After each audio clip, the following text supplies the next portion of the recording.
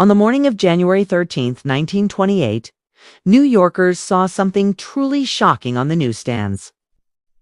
The front page of the New York Daily News had a single, chilling word, dead. Below it was a photo the paper called, "Perhaps the most remarkable exclusive picture in the history of criminology." It was a 32-year-old mother, Ruth Snyder, strapped to the electric chair at Sing Sing, her body blurred as the current passed through it. This was the first ever photo of an electrocution, and getting it was one of the biggest schemes in newspaper history. The woman in that photo was Ruth Snyder, a Manhattan murderer nicknamed Ruthless Ruth. Her story would force a nation to grapple with its ideas about justice, capital punishment, and the media.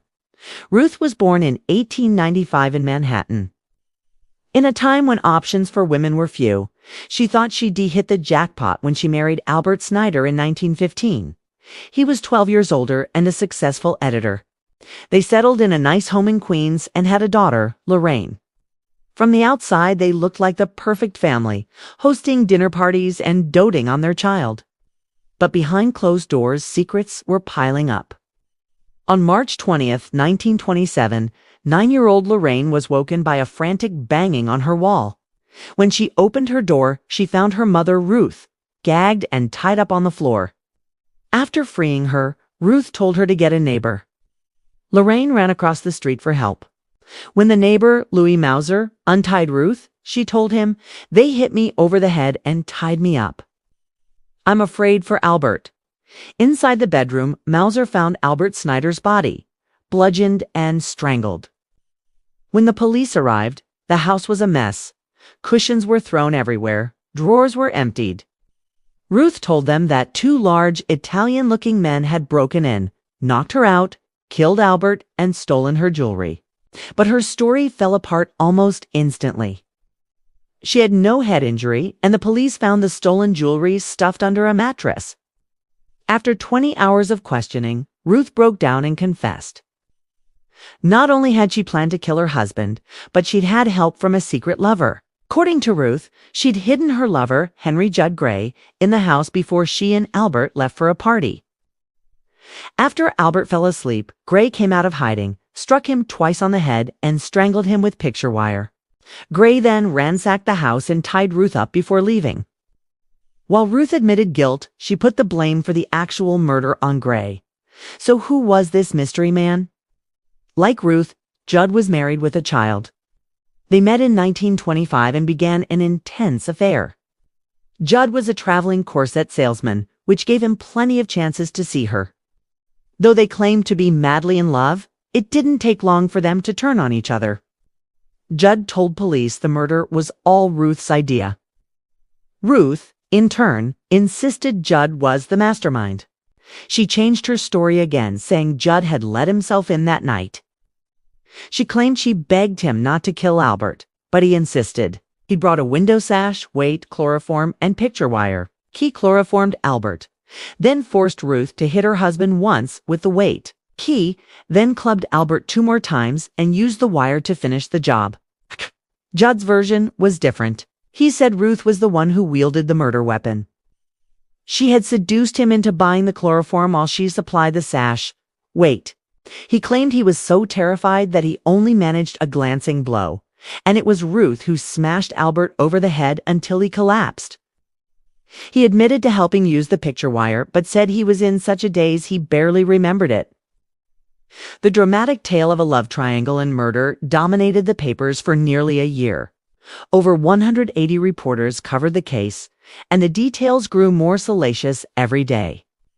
Ruth and Judd had been booking a room at the Waldorf Astoria under the name Mr. and Mrs. Gray for 2 years. They had planned to run away together but needed money. So they took out a $45,000 life insurance policy on Albert, with a double indemnity clause that would pay out $90,000 if his death was accidental. The press painted Ruth as a synthetic blonde murderess and a vampire wife.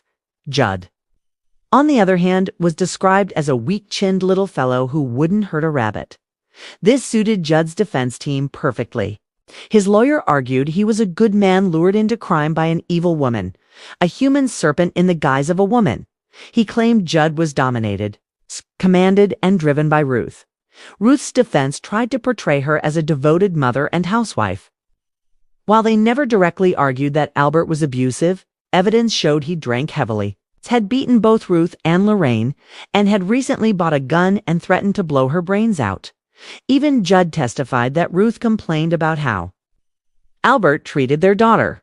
In 1927, there was no legal concept of domestic abuse, and arguing it would have just made Ruth look like an undisciplined wife.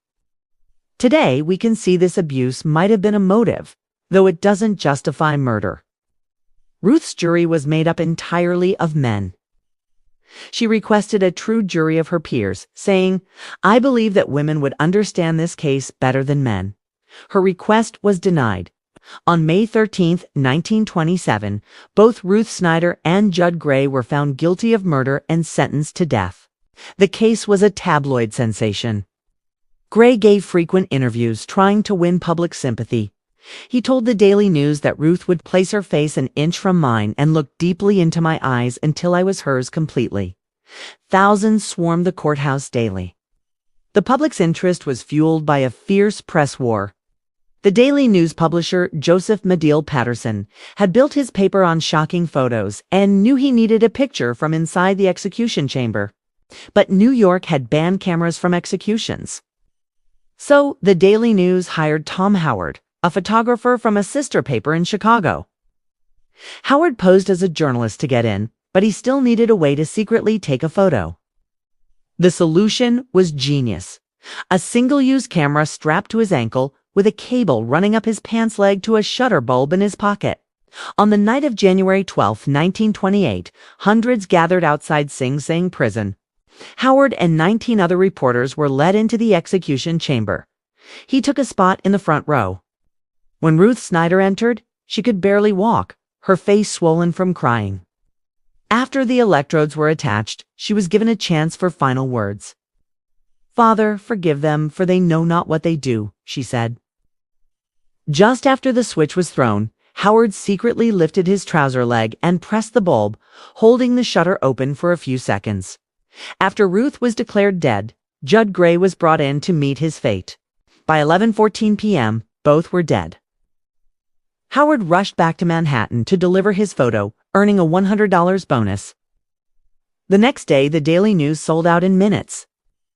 But not everyone was pleased. Prison officials were furious. Even Howard himself later said this was a grisly business. The Daily News defended itself, arguing the photo showed the reality of capital punishment. For the first time, the public saw the electric chair in action, used not on a hardened mobster, but on a woman in a skirt and stockings. It would be another 35 years before New York stopped executions. But the photo of Ruth Snyder was never forgotten. Her daughter Lorraine was raised by Ruth's mother.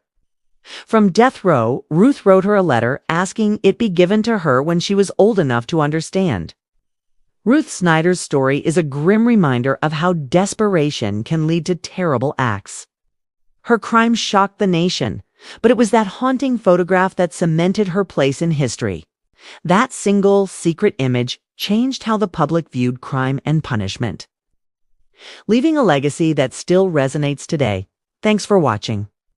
Take care, and I'll see you next time with another story to make you say, "Well, I never."